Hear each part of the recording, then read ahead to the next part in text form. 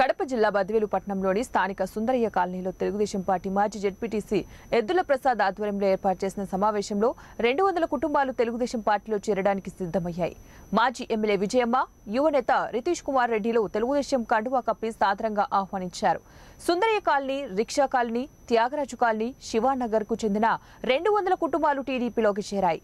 పెద్ద ఎత్తున టీడీపీలో చేరడంతో తెలుగుదేశంలో ఉత్సాహం రెట్టింపైంది.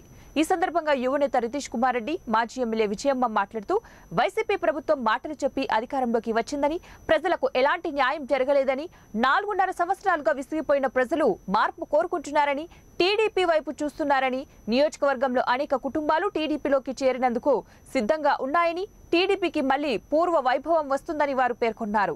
ఎంతసేపు చెప్తే జగనన్న కాలనీకి పోండి అంటారు. వీళ్ళకున్న స్థలాల్లో ఇల్లు కట్టుకునేదానికి పరిస్థితి లేదు. కనీసం కరెంటు మీటర్లు ఇవ్వట్లేదన్నా, డోర్ నంబర్లు ఇవ్వట్లేదన్నా, 30,000 లంచం అడుగుతున్నారన్నా అని చెప్పారు.